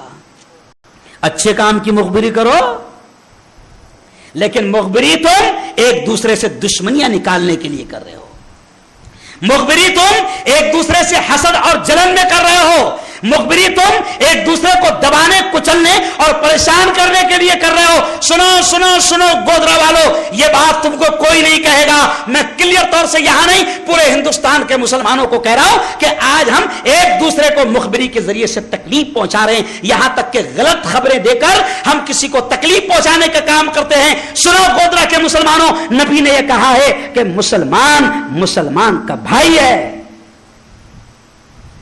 اور نبی نے یہ کہا ہے کہ مسلمان وہ ہوگا کہ جس کی زبان سے اور جس کے ہاتھ سے کسی دوسرے کو تکلیف نہیں ہوگی۔ آج تم نماز بھی پڑھ رہے ہو، مخبری بھی کر رہے ہو، زکات بھی دے رہے ہو، حج بھی کر رہے ہو، عمرے بھی کر رہے ہو، مخبری بھی کر رہے ہو۔ مخبری کرو لیکن اچھائیوں کے لیے کرو کہ ہمارے محلے میں ایس پی صاحب، کلکٹر صاحب، ہمارے محلے میں 2 نمبر کا کام چل رہا، ہمارے محلے میں وہ فلاں آدمی اللیگل طریقے سے شراب بیچ رہا، چوری چھپے نشے کا کاروبار کر رہا، کرو اس کی مخبری۔ میں مسجد میں بیٹھ کے کہہ رہا ہوں کہ یہ جائز ہے، لیکن کسی مسلمان کو ستانے کے لیے اور کوئی اپنی ذاتی دشمنی نکالنے کے لیے غلط خبریں دے کر اگر اس کو تم تکلیف دے رہے ہو تو یاد رکھو اللہ کا دستور ہے کہ اگر تم نے کسی کو تکلیف پہنچائی ہے تو تم بھی بخشے نہیں جاؤ گے۔ ایک بات یہ کہہ رہا ہوں اور مسلمانوں سنو کہ خدا کے واسطے حسد اور جلن کو اپنے دلوں سے نکالو، دماغوں سے نکالو۔ پیارے آقا نے کیا فرمایا؟ ایمان والے کی صفت کیا ہوتی ہے؟ پیارے آقا نے یہ فرمایا کہ ایمان والا وہ ہوتا ہے، اور نبی نے حکم دیا کہ حسد مت کرو، جلو مت، بغض مت کرو۔ آج ہم کو اپنے پڑوسی کی ترقی برداشت نہیں ہو رہی۔ کیوں؟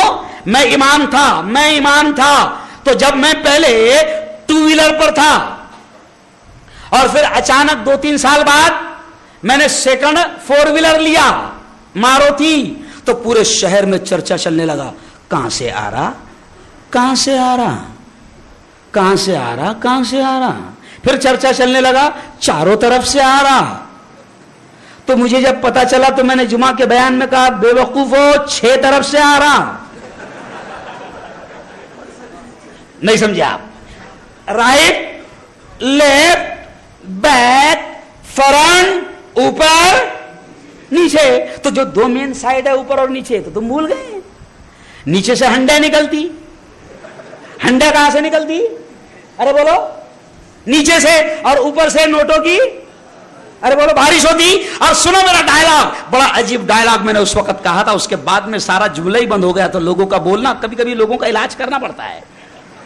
تو اب جب جیسے ہی میرے پاس سیکنڈ 4 ویلر آئی تو میں نے ایک جملہ کہا جاوید بیان میں نے یہ جملہ کہا کہ سنو، جب اللہ قوم کے دلالوں کو، قوم کے مخبروں کو، قوم کے لچوں کو، قوم کے لفنگوں کو، قوم کے 2 نمبریوں کو بڑی بڑی گاڑیوں میں گھما سکتا ہے، فارچونر اور اسکارپیو اور ارٹیکا میں، تو کیا قوم کے امام کو سیکنڈ ماروتی بھی نہیں گھما سکتا؟ نہیں سمجھے آپ؟ ارے بھائی، قوم کا دلال فارچونر میں گھوم رہا ہے تو امام کم از کم ماروتی بھی نہیں گھوم سکتا ہے؟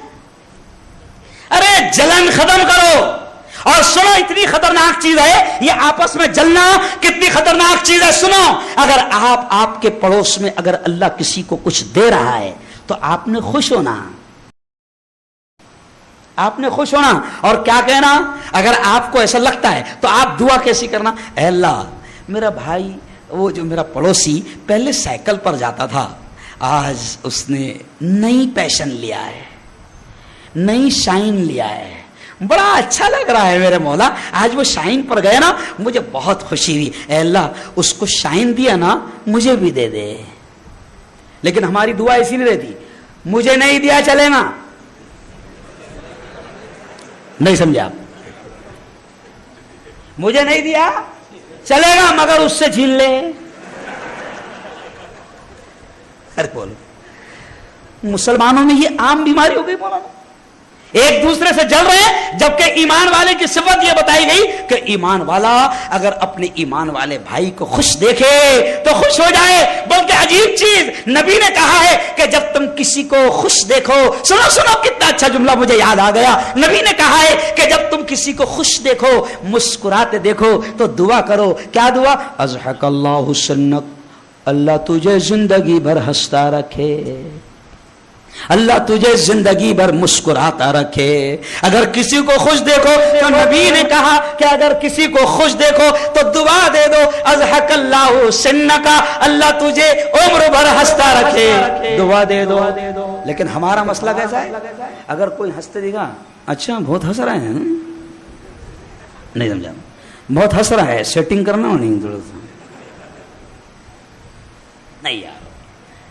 جو سن لو ایک بڑے عجیب جملہ کہ جو کسی سے حسد کرتا ہے, جو کسی سے جلن کرتا ہے, تو وہ اس سے دشمنی نہیں کرتا, اس کی دشمنی ڈائریکٹ اللہ سے ہوتی ہے. مجھے اللہ نے فارچونر دے دیا اور تم جل رہے ہیں, تو تمہاری دشمنی میرے سے نہیں ہوئی, تمہاری دشمنی کس سے ہوئی؟ اللہ سے, کیونکہ مجھے فارچونر کس نے دیا؟ اللہ نے دیا ہے نا. اور اللہ سے دشمنی میں اچھے اچھے ٹکے نہیں, تو اگر تو جلے گا تو تو بھی نہیں ٹکے گا. اس لیے آخری بات سنو کہ اب یاد رکھو, اپنے اندر سے حسد کی لعنت کو ختم کرو, کرے گے انشاءاللہ. اور آخری پیغام سن لو, آخری پیغام, بربادی کی بڑی وجہ, ابھی میں نے کھانا بھی نہیں کھایا ہوا ہے, تم بھی تو کھانا کھا کے آئے ہوں گے, اس لیے اب میں ختم کرتے ہوئے کہہ رہا ہوں کہ آخری پیغام سن لو. آج سے 1500 سال پہلے قرآن نے کہا تھا, کیا کہا تھا؟ سنو, بڑا پیارا پیغام, بڑا پیارا پیغام. آج سے 1500 سال پہلے قرآن نے کیا کہا تھا؟ وَلَا تَنَازَعُوا, قرآن نے کہا وَلَا تَنَازَعُوا, جھگڑنا مت, آپس میں جھگڑنا مت.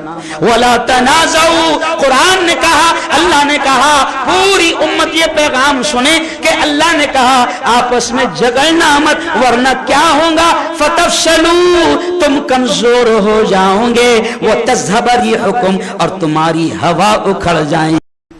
آج آپس میں جھگڑ جھگڑ کر ہم کمزور ہو گئے ہیں, ہوا اکھڑ گئی. مولانا بہت اہم بات کہ آج آپس میں مسلمان جھگڑ جھگڑ کر ہوا اکھڑ گئی. آج کم نہیں ہے ملک میں, سنو, کم نہیں ہے, 35 کروڑ تو آدھار کارڈ کے حساب سے. کتنے؟ کم نہیں ہے, بہت ہے. 35 کروڑ تو آدھار کارڈ کے حساب سے ہے, اللیگل کتنے ہیں کیا معلوم. اور یہ بھی سنو ایک خطرناک بات, یہ باقاعدہ ہم کو دبانے, کچلنے, ڈرانے کے لیے بار بار یہ کہا جاتا ہے لگومتی, لگومتی, مائنورٹی, مائنورٹی, الپ سنکھیانک, لگومتی. یہ کیوں کہا جاتا معلوم آپ کو؟ جب اگر جیسے میں اچھا مضبوط ہوں, لیکن اگر 10 لوگوں نے مجھے کہا بار بار, کیا بات ہے آج بیمار دکھ رہے ہو, پھر 2 منٹ کے بعد میں کوئی دوسرا ملا, مفتی صاحب کچھ طبیعت خراب ہے کیا, تو جب 10 لوگ پوچھیں گے تو طبیعت خراب نہیں تھی مگر اب خراب ہو جائیں گی. تو یہ ہم کو دبانے اور کچلنے کے لیے کہا جاتا لگومتی, لگومتی. کچھ لگومتی نہیں ہے, اکثر متی ہے, یہ پھنڈا ہے. یہ کیا ہے؟ کیونکہ میں نیتا ہوں, یہ پھنڈا ہے. کوئی آپ کمی نہیں ہو, اقلیت میں نہیں ہو, مائنورٹی میں نہیں ہو, لگومتی میں نہیں ہو. اللہ کا شکر ہے تعداد میں بھی اچھے ہو, اور اللہ کا شکر ہے مال بھی اللہ نے دیا ہے, طاقت بھی اللہ نے دیا ہے, پاور بھی اللہ نے دیا ہے. ہاں, ایک پاور جو تمہارے پاس میں ہونا چاہیے تھا, وہ سیاسی پاور بھی تمہارے پاس میں ہونا چاہیے تھا, جو آج تمہارے انتشار کی وجہ سے ختم ہو گیا. آج تم تقسیم ہو گئے, اور یہ شیطان پلان منصوبے کے تحت یہ تم کو الیکشن کے وقت تقسیم کرنے کے لیے آ جاتے ہیں اور ایک سے ایک دلالوں کو تمہارے بیچ میں چھوڑ دیتے ہیں کہ تم تقسیم ہو جاؤ. اور ایک وقت ایسا آئے گا, سن لو, میں ایک سیاسی نیتا ہوں, آپ کو کہہ کے جا رہا ہوں, ان کے پلان یہ ہے, ان کے منصوبے یہ ہے کہ تم کو اتنا تقسیم کر دیا جائے کہ تم ایم ایل اے تو دور کی بات, ممبر پارلیمنٹ تو دور کی بات, تمہاری نگر پالیکا اور کونسلر کی حیثیت بھی ختم ہو جائے. ان کی سازشوں کو سمجھو, ان کے منصوبوں کو سمجھو. اس لیے آخری قرآن کا پیغام دے کر بات ختم کہ اللہ نے کہا وَلَا تَنَازَعُوا, آپس میں جھگڑنا مات, ورنہ کیا ہوگا, فَتَفْشَلُوا, تم کمزور ہو جاؤ گے, وَتَذْهَبَ رِيحُكُمْ, اور تمہاری ہوا, ارے بولو, اکھڑ جائے گی. آج ہماری کوئی سن رہا نہیں, کوئی سن رہا نہیں, تو طاقت بنائیں گے انشاءاللہ. بولو بھائی, علم کی طرف قدم بڑھائیں گے, کہو زور سے انشاءاللہ. بلکہ میں ایک بات کہہ کے جا رہا ہوں کہ ایک وقت بھوکا رہنا پڑے چلے گا, لیکن اپنے بچوں کو اچھی تعلیم دو, دین کی بھی بہترین تعلیم دو, دنیا کی بھی. ہم یاد رکھو, مفتی صاحب یہ لوگ کیا سمجھتے ہیں کہ ملا لوگ ہیں, یہ دنیا کی تعلیم کی بات ہی نہیں کرتے ہیں. ارے میں خود, میرے گھر میں 6 ڈاکٹر ہیں, اور میں خود 14 سال تک میں نے ڈاکٹروں کو پڑھایا ہے, اور اسی حلیے میں ڈاکٹروں کے پیپر چیک کرنے جاتا ہوں. سمجھ رہے آپ, لوگ کہتے تھے نا پہلے ملا کی دوڑ مسجد تک, میں نے کہا کہاوت غلط ہے, ملا کی دوڑ پارلیمنٹ تک. جب ایرے گہرے جا سکتے ہیں تو امام صاحب کیوں نہیں جا سکتے ہیں؟ نہیں سمجھا. لیکن اگر اچھا آدمی آیا, امام آدمی آیا, حافظ عالم آیا, تو ہمارے جیسے بیوقوف کیا کہتے ہیں, مفتی صاحب آپ کا کام نہیں ہے وہ, میرے جیسے 420 کا کام ہے وہ. ارے اچھے لوگ آئیں گے تو گندگی, ارے بولو بھائی, دور ہوگی. میں جب سیاست میں آیا, سیاسی نیتا بھی سیاست میں آیا تو لوگوں کو بڑی تکلیف ہوئی, اور جب اللہ نے مجھے پاور دیا اور جب اچھے اچھے کام ہونے لگے تو اب وہی لوگ جو حرام کا فتویٰ دیتے تھے, اب جب ان کے ڈنڈے بچاتا ہوں تو وہ کیا کہتے ہیں, اللہ کا شکر ہے مفتی صاحب سے اللہ نے بہت اونچا کام لیا,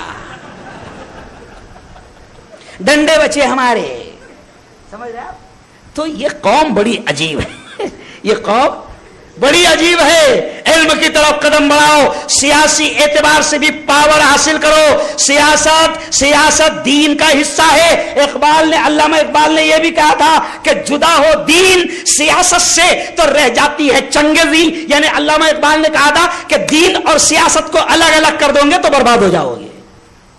ہم نے دین اور سیاست کو سیاسی اعتبار سے بھی مضبوط ہو جاؤ. الیکشن کے ٹائم میں بہت سارے, ابھی تمہارے یہاں کب ہوتا ہوں الیکشن مجھے نہیں معلوم, لیکن میں ہمارے یہاں دیکھتا ہوں اور پورے ملک میں جاتا ہوں, الیکشن آیا تو ہمارے یہاں گھر گھر دلال پیدا ہو جاتے ہیں, کیسے ووٹ پھوڑنا ہے, کیسے تقسیم کرنا ہے. اچھا اتنے حسین نام پر پھوڑتے ہیں, ایسا لگتا ہے یہ تو اپنا ہے.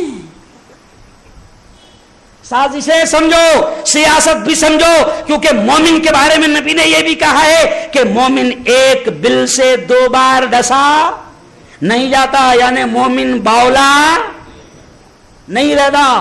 تو کرے گے انشاءاللہ, ہے نا. اپنے محلے سے نشے کے کاروبار کو ختم کرے گے, کہو انشاءاللہ. تعلیم کو عام کرے گے.